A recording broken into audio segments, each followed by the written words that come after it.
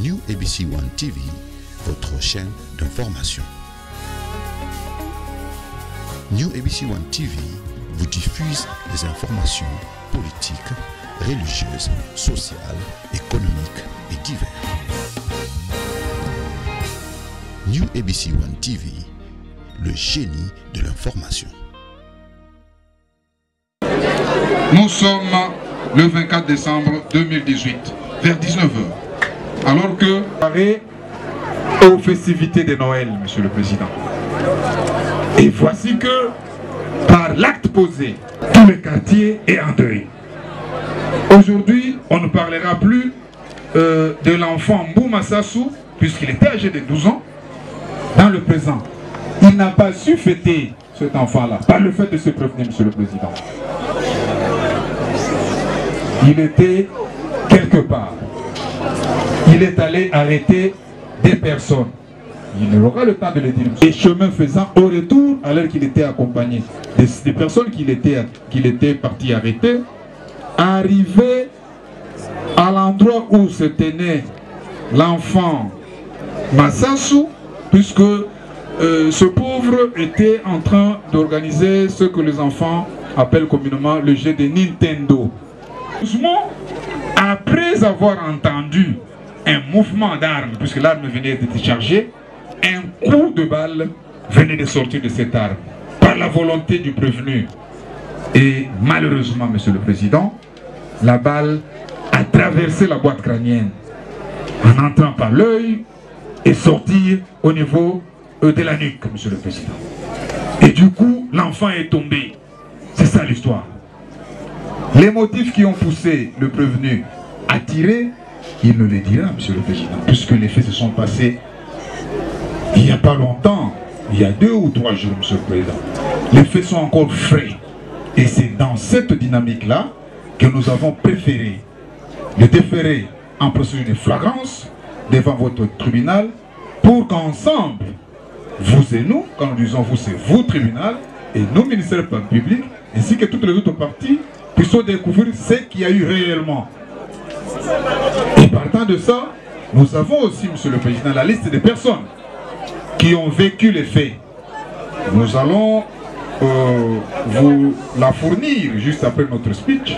Et ces gens-là vont aussi défiler devant votre tribunal pour nous relater exactement ce qui s'était passé. Voilà, Monsieur le Président, l'arme saisie. Nous avons un PV ici, nous allons aussi vous le fournir. Voici aussi la photo du petit Mbouma Sassou, un jeune homme très mignon, mais qui n'est plus en vie puisque le prévenu en a décidé ici. Nous avons dit.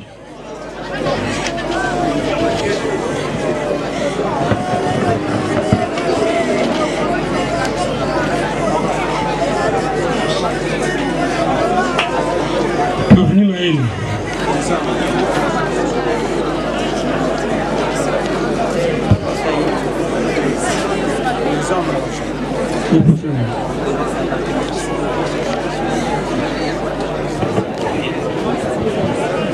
Oui. Au Samba Namonokoni. Le prévenu, est-ce qu'il a assisté? Oui. Il n'y a pas de micro, monsieur Césaté? Oui. Ok. Si vous en avez gradé? Il y a AP. Hein? AP, agent police. Grade AP, agent de police, oui. Vous en avez été? J'ai mis ça. J'ai mis ça. J'ai mis l'accini. Après gestion. Hein? Après gestion à Tchémi. J'ai mis l'accini. Une telle intervention. Un groupe mobile d'intervention. Mobile d'intervention. Mais vous voyez pas, ça va. J'ai mis. J'ai mis ça. Oui, bah, on peut aller dans les caca, on peut dire, on pose à la oye, quand même, on part. Ok, j'ai mis centre. Ok, vous en avez masse? Oui. Masse n'est comment? Chiki Moudia. Chiki Moudia. Chiki Odia. Moudia. Azalia. Azalia. Shiki moja. Mudia. Muja. Nabana boni. 4. Ah, bon, déjà na 4, on attend combien 10, 20. Ok, 4 au Vanduat. Adresse na yo. Adresse na fanya Mombele 48. Et Mombele est avenue. Commune Mombele, quartier Mombele, commune Limité. Ils ont avenue tête. Avenue Ngalema. C'est ça. On a avenue numéro quartier avenue ni. Avenue Ngalema 48. Ngalema. Oui. Numéro 48. Oui. Quartier Mombele. Oui. Ils ont la commune. Commune Limité. Ils ont un téléphone. Le téléphone est bon. Ok.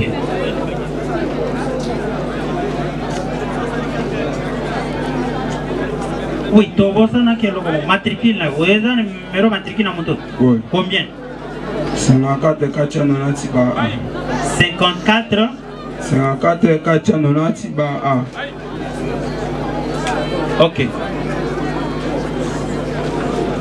Oui, monsieur Laurent Laloya, c'est le numéro 65 17 bar Cannes Kilo Alpha November K Kilo Alpha November bar 18. FRP. L'arme qui avait été saisie par nous, il y a même un PV de saisie dressé à cet effet. Il y a aussi un chargeur du... Pardon. Le numéro de l'arme, c'est... Un instant, je sais.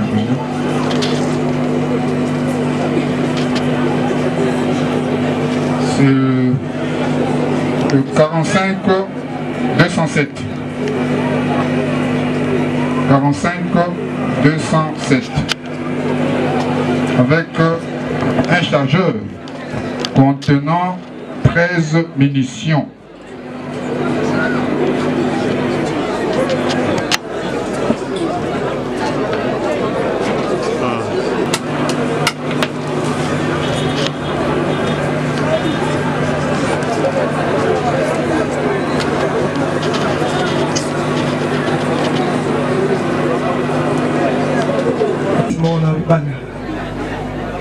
Oui, quand même, dengue, makambo eliki.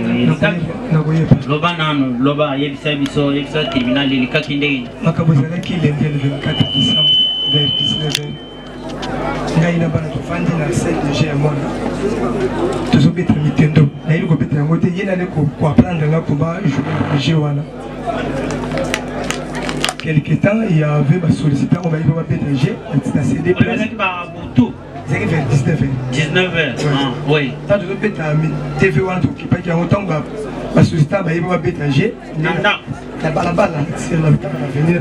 Après la oui. Tant que je peux solliciter, j'ai besoin de bêta.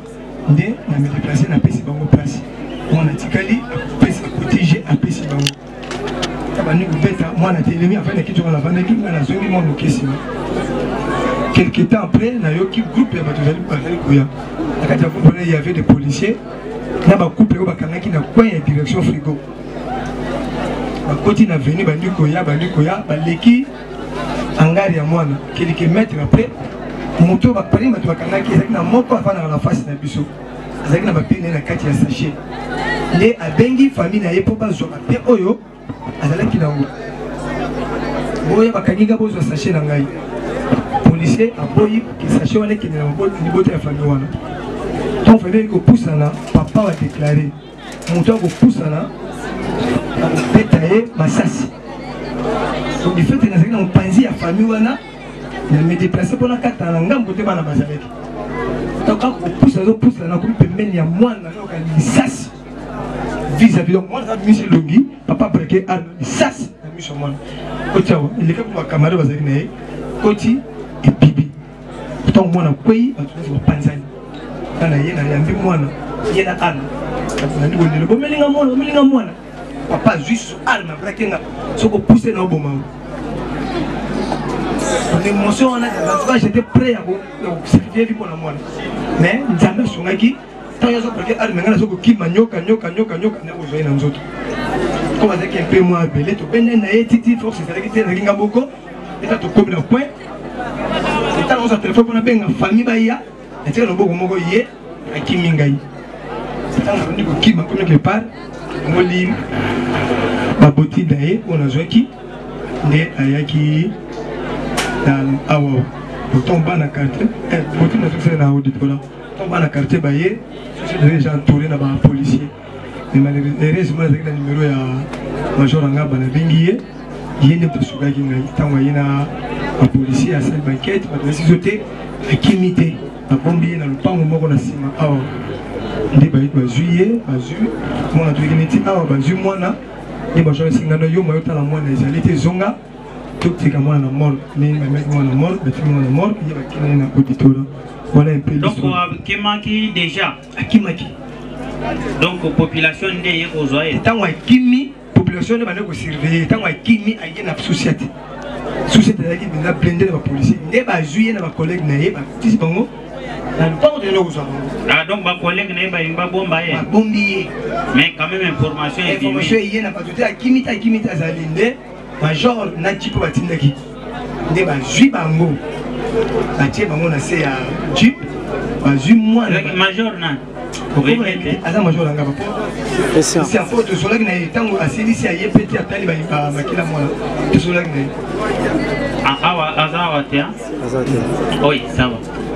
OK. Voilà, ndi ba memi mwana na memi bango, je suis na tikala. Et voilà un peu l'information que vous avez dit. Ils étaient des bakani balé. Kana ki na mutu apesa ki ordre sala ba groupe. C'est quoi ça? Mutu swana oye. Na éviter jour kuna tuna ki depuis les malendo abengalinga. Non. Na mona ko atira ki ba dali bakangi na ye. Non, parce que monsieur Logan, là, le commandant Siat là, il peut être trouvable. Siat Ngab. Oui. Combien de questions commandant Siat. Avec qui mes âmes mensonges. Ils ont mensonge. Oui, mon compte. Donc, il y a une vérité. Oui. Le basco, il y a une vérité. Les agitants de Outinaba, tout le Kangay, ma bonne amie Balen. Tous ceux qui sont venus Kaemba. Zokika. Tous les qui parlent en bétanité, nous pensons. Là, on a mort dans le beau coteau. Coteau, on a simi armes dans le beau. Ah, mais ça a manié déjà. Si on a le gars, mais ça a déjà manié. Il a manié. Tout l'année, on a bangé le année, on a maniaque. Si autant de ceux qui ont simi coteau, Kuruna, coteau, on a simi armes dans le beau quoi. So un famille on est bimi, dans ce bien dans ce mouton on a plutôt qu'il est naïf, des sapinamés, des tantes, des armes bimi à nous. Le bon ils allaient dans le bord à droite, moi nazaki dans le bord à gauche. Les ni na obeta massa c'est quelque chose, moi na la cour. Les hommes ont moni mon ndenge na ba qui là-bas. Donc selon eux ils allaient accident. Les accidents mon côté, ils avaient pris dans ce nanga. C'est ceux qui ils allaient accident. Eux en tant que responsable. Au moins les ça c'est Zimut. Na mona ipete ndezo aki na mona kite donc isko oyeba sinon oyebi bien oyebi te que lisa c'est Zimut na yebi te tant ba babi que lisa c'est Zimut le na petit chef lisa c'est Zimut chef a botoni aye chef nan ops na ngai comme nan Zundu les zaini na terrain kamalembe zana Zundu boy azabi azati. Donc, commandant, Nani greffier, comment? Oui, ah oui.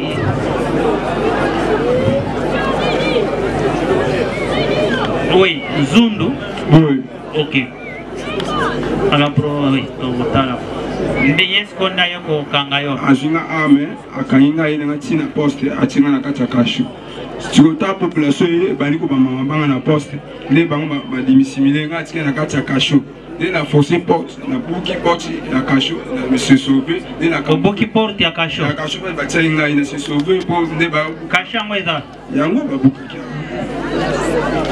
Donc yo buki na buki ba tsenga na kai ba kimba sulenga na kati population zo ba banga bazo bukuma na kati ya kasho ne buki obimi na kan pas donc population ba salio eloko te ba ki ba peta ba mense ba parti de le obimi wana bango bakimi bakimi na ke na camoufler tant de benga intervention ba ko dile biso ba e ba kango camoufler wapi on le camoufler njinga ba voisin wapi quelque part kaka ba voisin voisin sikoyo yeko zwa mandenge na bengi intervention tant de bengi intervention sur oki sirène eleli bimi dans la oki sirène de na bimi ba ko sirène ko mangi place ni sirène ya jekofa abseti nde yo yeko yamba na ko bima nde ba jinga nde na kedaki ti ba etika sona donc selon yo o mana confiance na ba le masasi juillet donc selon yo masasi nini juillet ya mutum susu bien ya yo masasi rezuye bimi na amena beti na volonté teza épidance na beti na soni na beti na ebieta finga beti na zoka mas na beta na za responsable papa bana za bana lokola na ko beti masasi tena ko na epidika kasi oyo es papa lobby bon monsieur Sergio ya lobby o na moto ba to bokangaki moko lobby bazwela ye biloko na ye wana eza massage wana eza défendre ka pona mwana na ende ashi nani monsieur Serge bato yo bakangaki wana we lokola o abandeko ba biloko na ye akweko il peut être trouvable papa na ko constater oui moto ozobenga déjà parce que c'est lui qui est ndeko ya moto ya azwa ki séché bato ya kangaki azo le bango devant but ça ba témoin il y avait pas de coups il y avait de coups oui bato na bakweko za trouvable bon net oyo alopesa sachet surtout ko retrouver ye na ko memona ndako na bango pour ça face boutina zo benga bango na demi pour ça sachet vient na ko mona ete famille na ye presque zali na ye biango to ça oui woko sai sana ni greffier ko ba bengi ça y aya ko mona ça c'est là qui m'a azo lo baza lukuta soki alobi ke na c'est bimaki puisque il y a zali boy soki masasi ebimi ekokwela motu ya lisasi eza na se ya mabele soki abeti yango ebimi na kidi baselo ye asasi ekota na mabele mwana telemi ntango kobaluka bolisana boso ebeti tieza mwana motu eko ezwe na motu pese nano oui oyoki ndenge azoloba soki neti olobi ezalaki kotoyo parce que soki olati yango kano ezali kotala na se n'est-ce pas zela ce canon arme ezotala na se osimbi canon ezotala na se mais boni siko eye kokoma ya kozwa moto na motu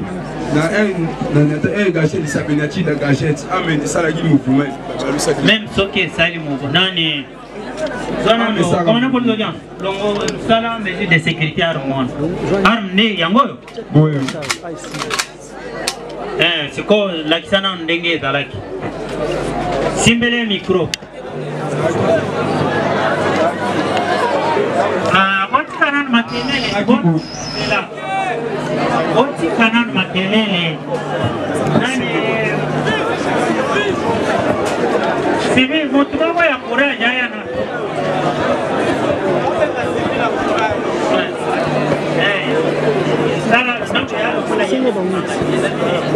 mais chargé pour de C4 bazaki mibale okangaki 2 personnes moko osimbaki boye ozoyana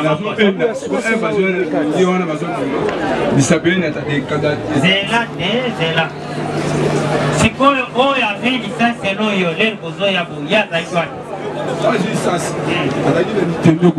azalaki kuna sikoyo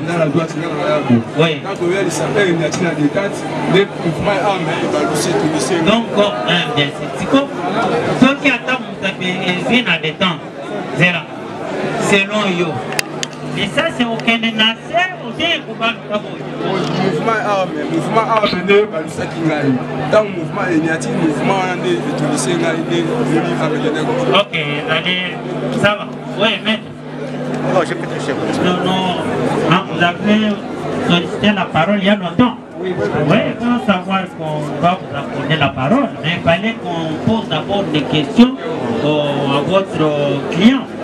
Oui, vous voulez voulez le compléter? Je voulais justement préciser certaines choses. Silence, silence.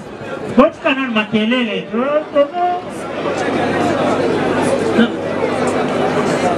Votre honneur. Oui, oui, mais.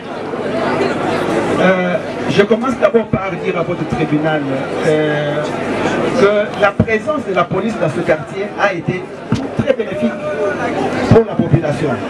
Parce que leur seule présence suffit pour neutraliser certains mouvements des bandits de la ville. Mais nos amis ne veulent pas faire leur travail comme il se doit. Vous avez entendu, au moment où ils faisaient ces déclarations, elles étaient ponctuées par des rumeurs de la masse. C'est tout simplement pour vous dire que la masse ne reconnaît pas ce qu'il a affirmé. Mon client a dit des choses qui sont confirmées. Oui. Ce qui s'est passé, c'était quoi? C'est que il ne peut pas prétendre que c'est par imprudence que le coup de balle est parti. On va faire ceci. Oui, oui. Vous aurez la parole au moment opportun. Oui. La parole est au côté. Oui. Attendez. Les questions, vous allez les poser. Ensuite, la procédure patientée. Oui. D'ailleurs, quand vous avez pris la parole, vous savez que c'était pour le compte du prévenu. C'est pourquoi j'ai dit non, c'est pour la partie civile. Compléter. C'est pour la partie civile. La parole est de l'autre côté, président.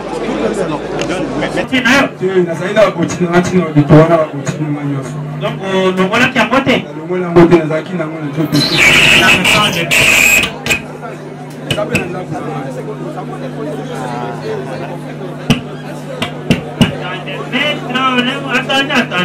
Attendez.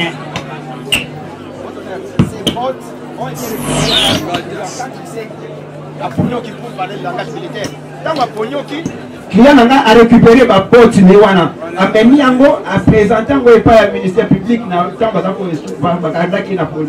ces bottes sont à la police. Je ne sais pas pourquoi on l'a pas plutôt à l'auditoire. Je ne sais pas pourquoi on ne les a pas amenés ici. Oui, attendez. Botti nayo isa. Botti na ngeza nda una botti na beba yena ngosa na nda. Nda una ba télévision ce jour nda. Alors maintenant vous dites que les bottines sont.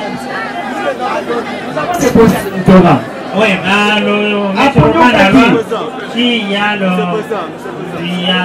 attendez. Bottine nayo yanango na audience prochaine, hein? Oui. Bottine est comment? Mais c'est... Oui, mais comme vous dites que ces bottines ont été amenées quelque part, qu'on amène aussi les deux, on va comparer. D'accord. Nous allons demander à ce que l'auditeur va faire. Oui, il y a une question. Oui. Merci, M. le Président, pour la parole accordée. Nous avons entendu le Premier ministre si présent vient de soutenir que Ngaba, c'est la zone rouge. S'il peut expliquer à votre registre tribunal, qu'est-ce que lui attend dans la zone rouge? De deux, M. le Président, c'est juste je vais préciser une chose.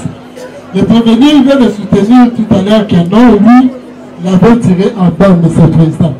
Si réellement, M. le Président, il avait tiré là, au sol, M. le Président. Si réellement, lui, il avait tiré au sol, M. le Président, mais ce sont des fourmis qui seraient victimes, M. le Président. Mais aujourd'hui, il n'y a pas l'audience, M. le Président, nous avons dit. Oui, maître Alignan, il va vous passer le micro. Alors, dit. Ah. Oui, non, il va mettre à répondre dans la place. Ah oui. Ah, donc français. Donc, on va le français à ma classe. Maître Boki, ça va français à quoi bien. Alors, maître Alignan, le biquet, vous allez dans la zone rouge. Selon la zone rouge et la Kissigny. Zone rouge, les gens attaque secteur au Mobimba, Tataraki Miati. Bakulu na bakoto un nyoso machette nyoso un nyoso. Maître, ça réponse. Non, maître, on veut. Non. Vous avez déjà posé. C'est Zoom. Oui, il doit être notifié à la prochaine audience. Ok. Ça demande plus ou moins 2 semaines. 2 semaines. Donc dans 2 semaines, on pourra siéger quel jour le calendrier.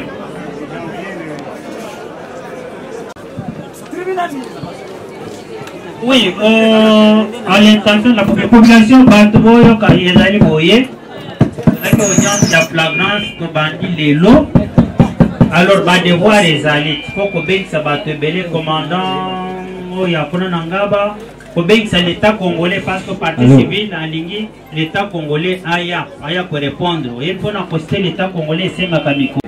Tout ça, les remises, donc, tu vas siéger le 1 jeudi, le 4e, le 3. Ah, ouais.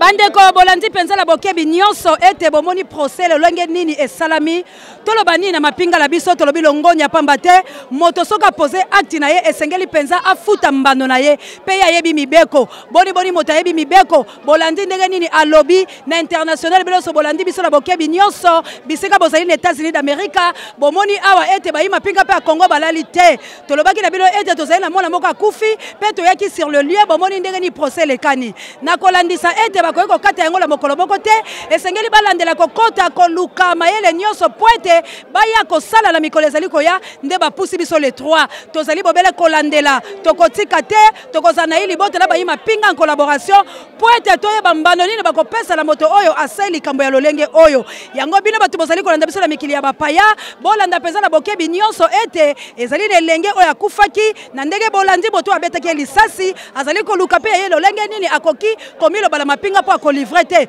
kasi ya solo bosolo ebimi na monoko na ye nde tala ntina tolobi ete le 3 tokozala ensemble merci na bino nyonso oyo bopesaki biso mpenza makasi mpe mapinga bapesi biso mpenza totuna lisusu mwa population moko na moko to mpe maître aza liboso na biso totuna bango boni bazwi likambo yango mbote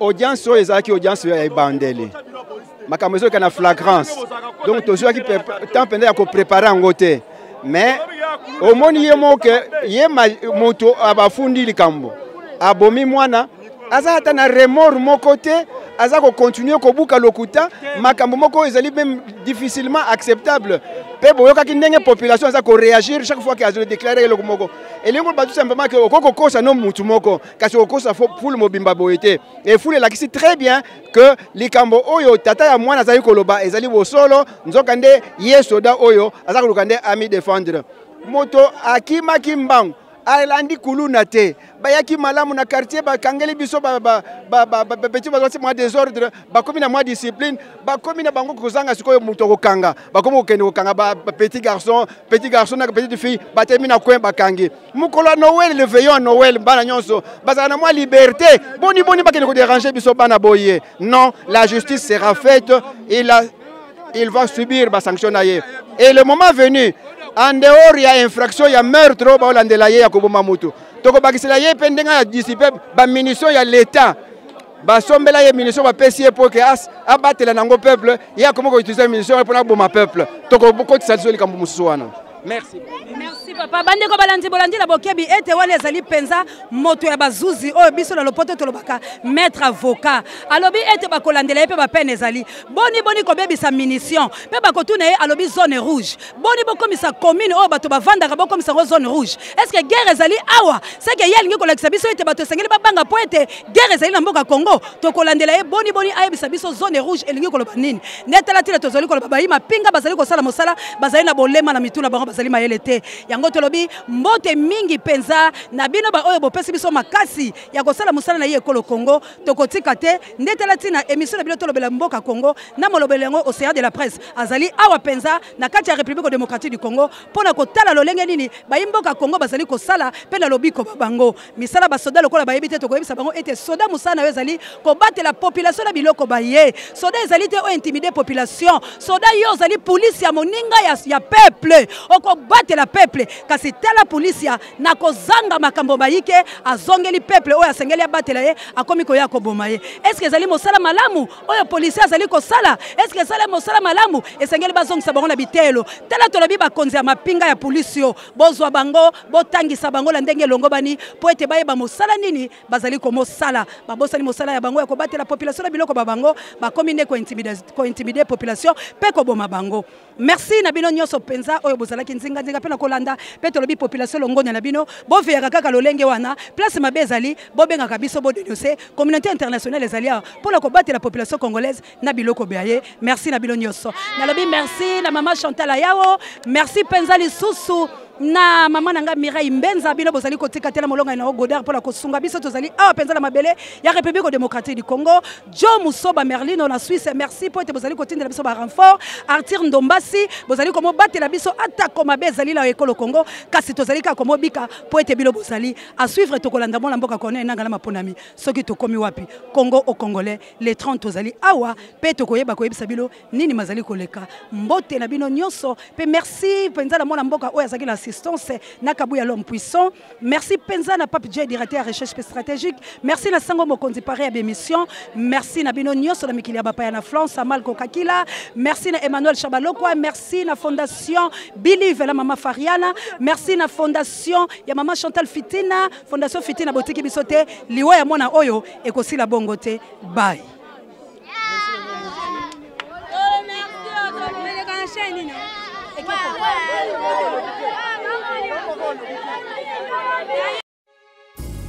New ABC One TV, votre chaîne d'information. New ABC One TV vous diffuse des informations politiques, religieuses, sociales, économiques et diverses. New ABC One TV, le génie de l'information.